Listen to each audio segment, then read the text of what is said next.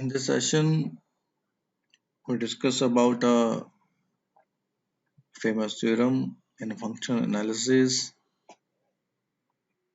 which extend the linear functionals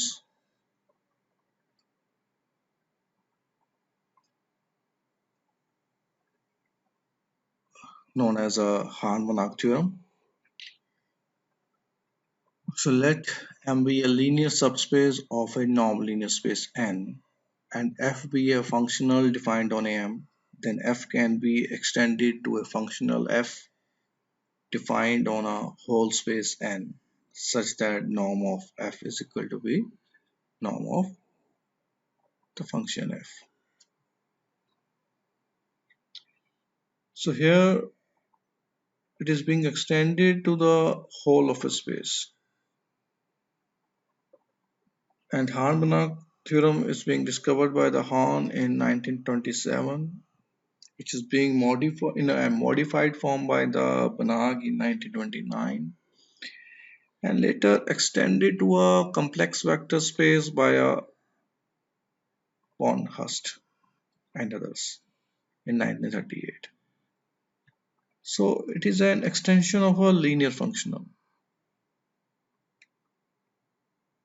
So in Hahn Banach theorem, the object to be extended is a linear functional f which is defined on a subspace of a vector space and has a certain boundedness property in terms of sublinear functional.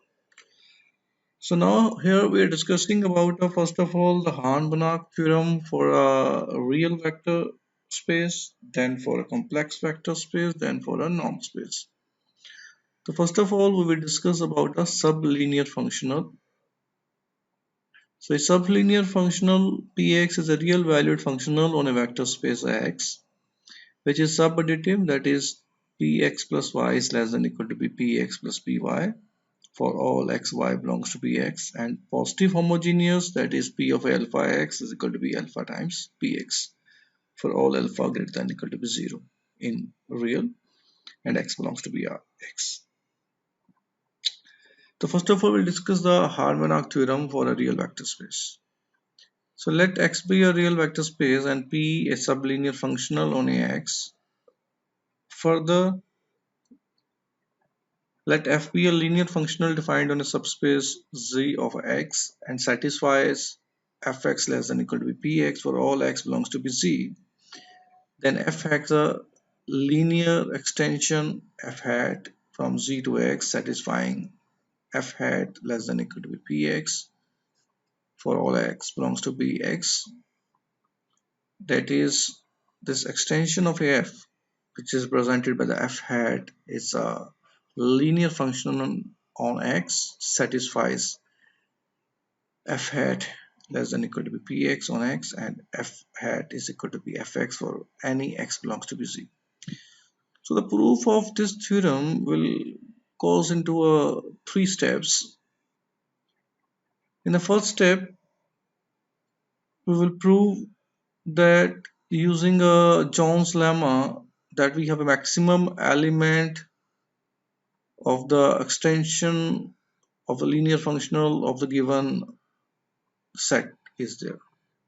That is the set E of all linear extensions G of F satisfying the condition Gx is less than or equal to Px on their domain can be partially ordered and Jones lemma yields a maximum element existence out there. Then in the second step we will extend this functional on the entire space X. And in the step number 3, we will require an auxiliary relation which will satisfy the extension of this linear functional over the f, which is being used up in step number 2 with the given function. So we will go start the proof. So let E be the set of all linear extensions G of f which satisfies the given condition Gx is less than or equal to Px for all x belongs to be Dg or domain of a G.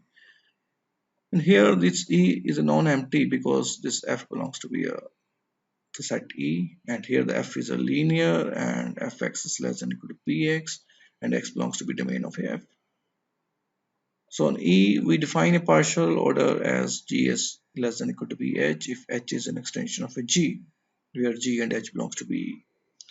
That is, the domain of H is a superset of a domain of a G, and Hx is equal to be a Gx for all X belongs to be domain of a G. Now, for any chain which is a total ordered set, C is a subset of E, and define G hat, which is extension and that belongs to be C by G hat of X is equal to be Gx for any X belongs to be domain of a G.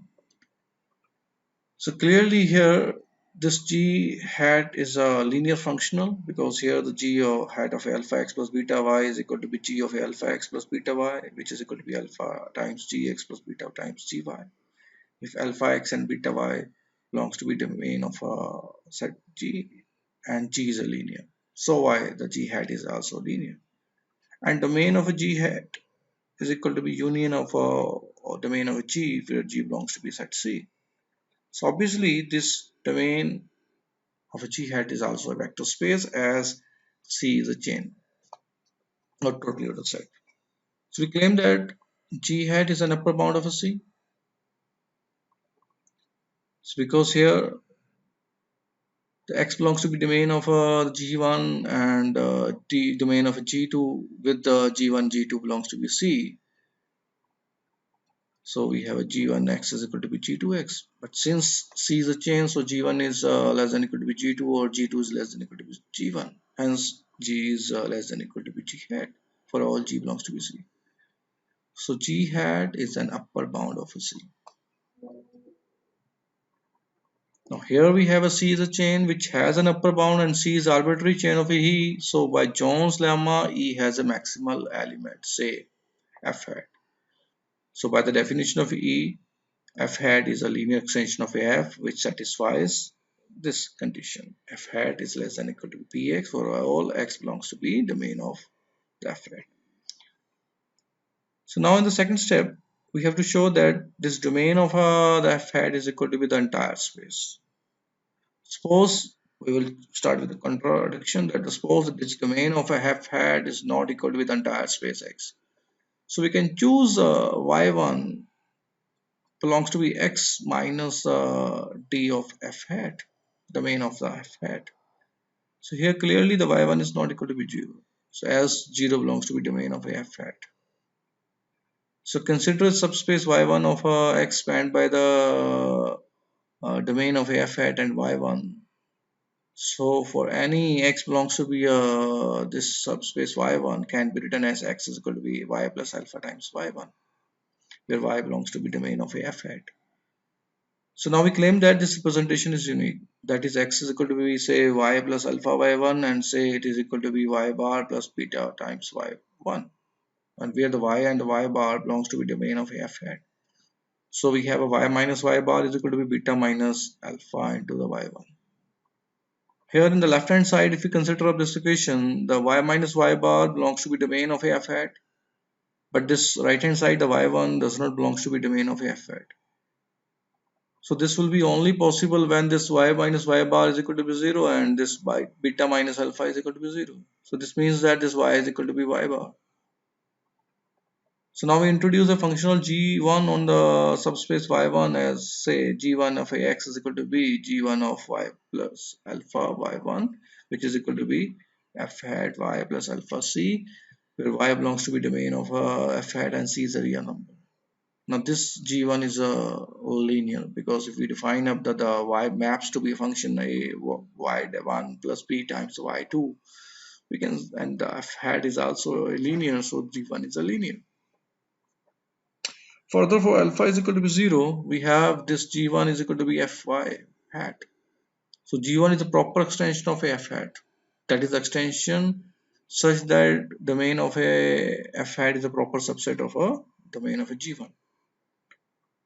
Now, if we prove that g1 of x is less than or equal to be px for all x belongs to be domain of a g1, then g1 belongs to be E, the set E. Hence, so the domain of a f hat is equal to bx, which will contradict the maximality of the f hat, and our assumption that the domain of a f hat is not equal to bx is wrong.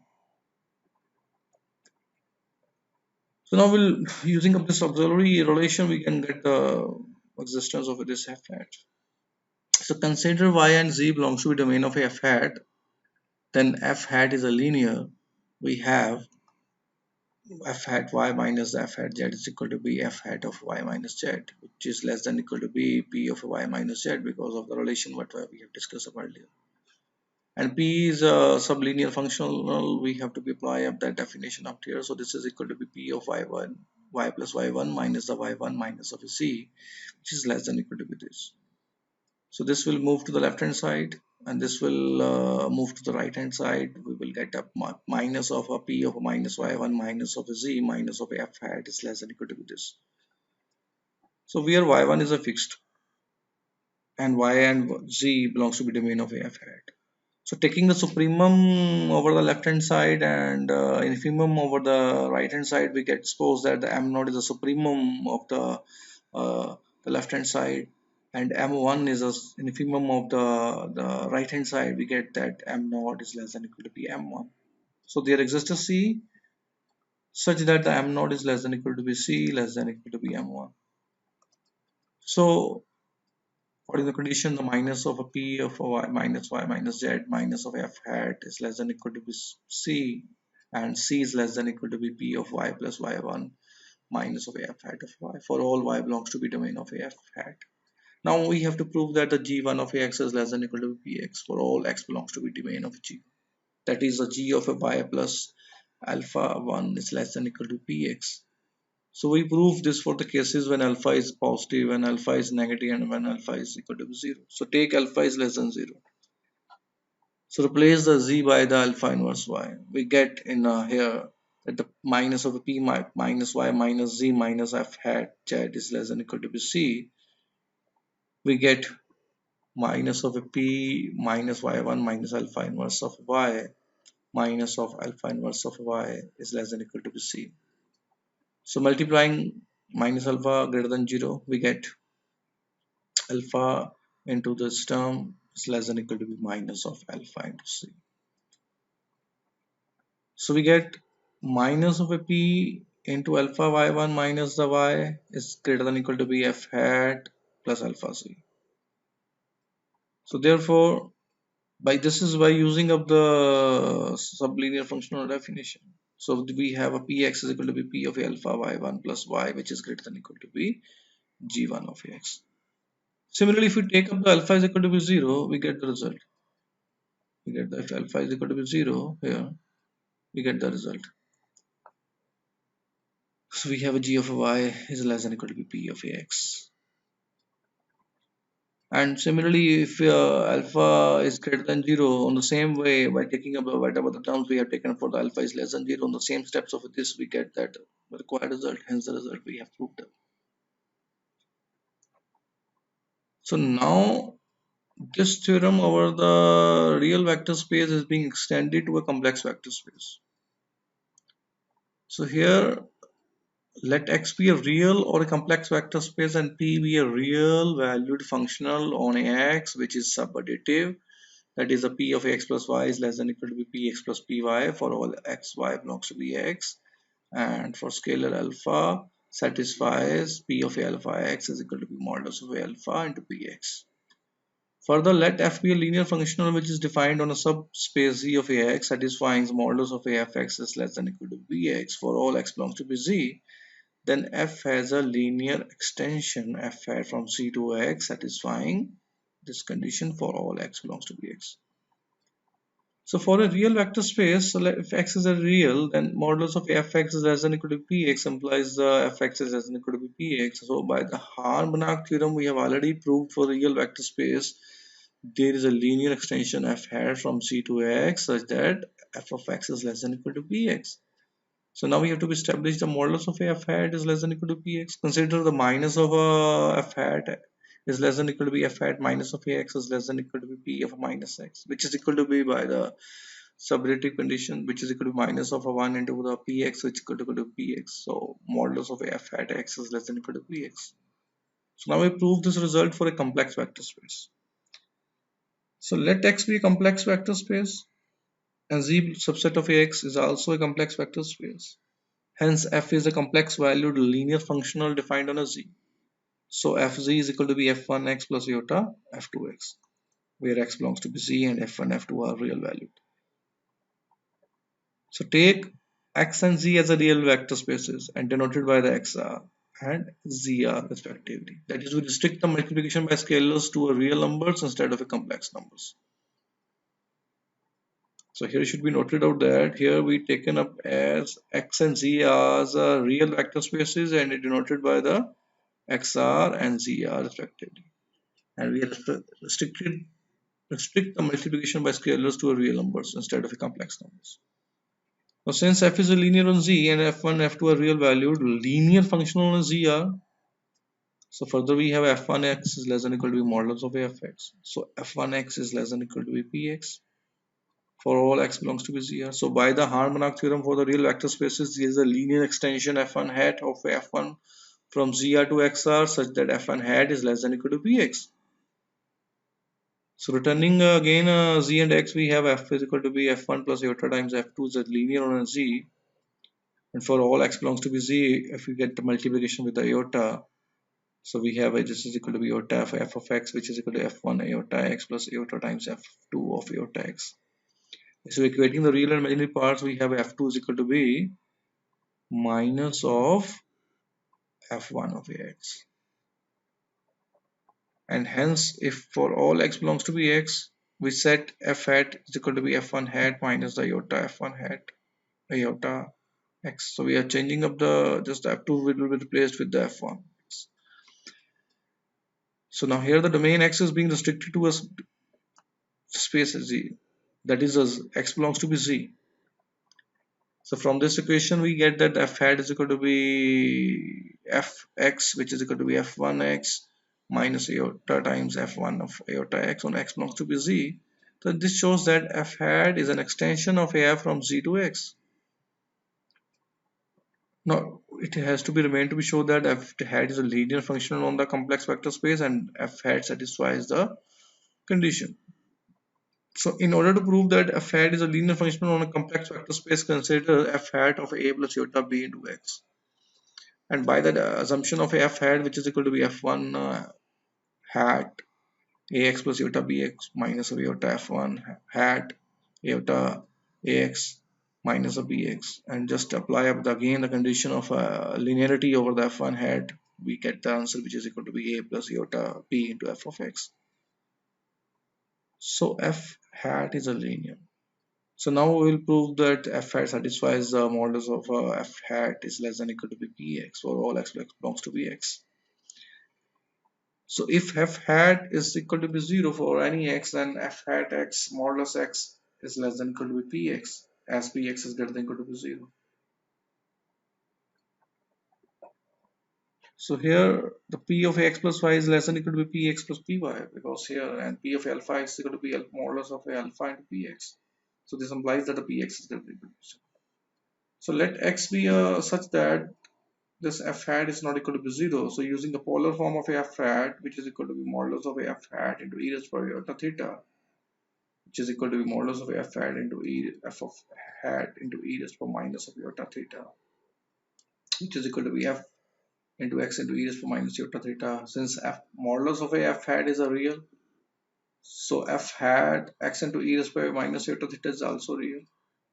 Hence f hat x into e raised to power minus iota theta is equal to be f1 hat, which is less than equal to be p times p of a x into e raised to power iota theta, which is equal to be e modulus of e raised to power minus iota theta into px, which is equal to be the px into the modulus of e raised to power minus iota theta. Now we know that the modulus of minus iota theta is equal to be 1.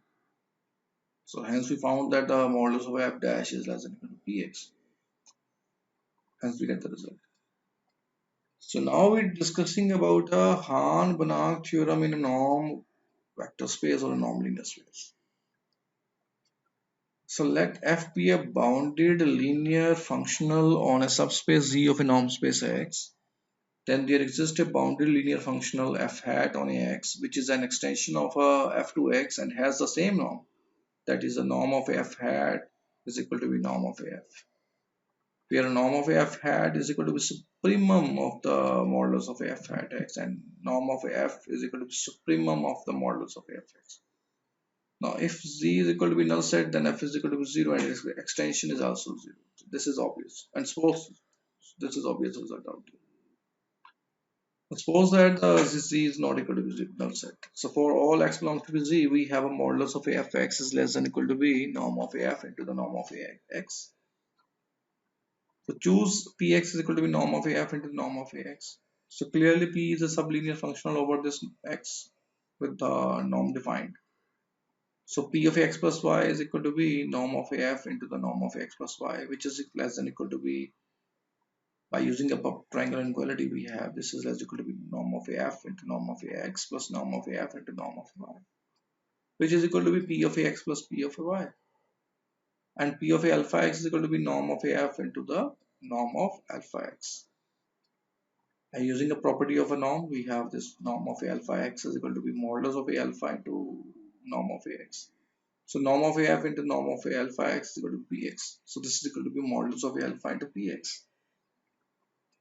So by using up a Hahn Banach theorem for a real vector spaces, so there exists a linear extensional function on x, which is extension of f, satisfies the f hat is less than equal to px, which is equal to be norm of af into the norm of ax.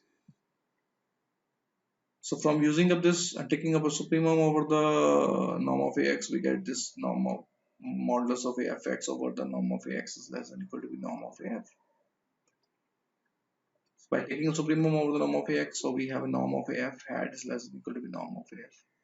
But z is less subset of ax. So norm of this extension is greater than equal to the norm of af. So using up these two comparative results, we have a norm of af hat is equal to the norm of af. Hence we get the result in the norm linear spaces. Similarly, this result can be extended to a Hilbert spaces using up a Rees representation theorem. So here if Z is a closed subspace of a Hilbert space X, then every bounded linear functional f has a Rees representation. That is f of x is equal to the inner product of x comma z, where z is being uniquely determined by the f, and norm of z is equal to be norm of f.